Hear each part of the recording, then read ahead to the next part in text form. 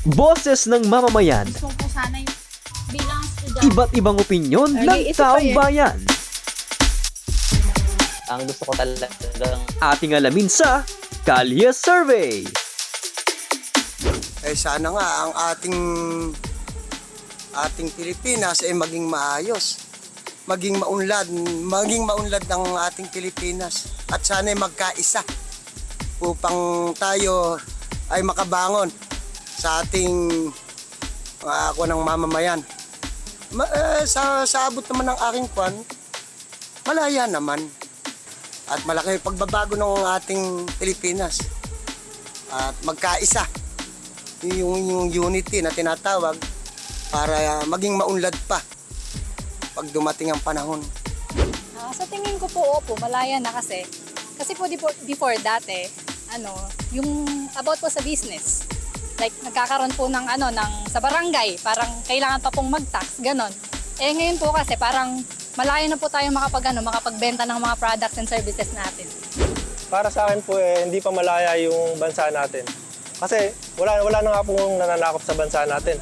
Pero tayo po mismo mga Pilipino yung hindi nagpapalaya sa bansa natin.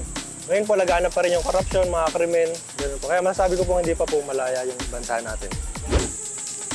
Para sa akin po, hindi ko po masasabi na malaya po tayong mga Pilipino sa ating sariling bansa. Kasi po, meron pa rin po tayong mga crime na nagaganap po sa Pilipinas. Katulad po ng mga rape, mga hinahayaan lang po ng mga politiko po sa ngayon. Meron pa nga po mga tumatakbo na politiko na kung saan maraming pong crime na ginagawa po.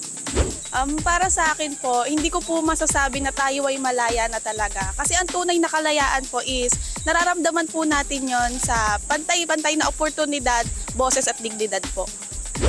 Para po sa akin, malaya po tayong mga Pilipino kasi pinaglaban po ng mga bayani yung kalayaan po natin sa mga mananakop. Para sa akin po, hindi. Lalo na ngayong panahong to, nasasabi ko na hindi malaya yung Pilipinas. Lalo na sa mga mananakop. Sabihin na natin yung sa China. Hanggang ngayon, hindi pa rin tayo malaya sa pananakop nila sa South China Sea. At isa pa doon is, hindi rin tayo malaya sa kapwa nating Pilipino. Kasi marami ngayon na pumapatay ng mga normal na tao lang, yun lang. Para sa akin, hindi pa tayo malaya dito sa ating bansa kasi tayo hanggang sa ngayon marami pa rin mga dayuhan na kumbaga yung mga dayuhan ng mga nagpapaikot sa atin dito sa Pilipinas. Nakakaw natin, halos lahat ng mga maraming Chinese dito sa atin. Diba? Yung mga hanggang sa ngayon pati nga yung mga pati yung mga negosyo o yung sa politika may mga Chinese, di ba? Meron din hindi Chinese na ibang bansa at sa mga katulad yung sa mga yung sa signal, sa kuryente, sa tubig, sa eroplano. Yung mga ibang kumpanya natin karaniwan ang may-ari taga ibang bansa. Kaya paano masasabi na tayo nakalaya?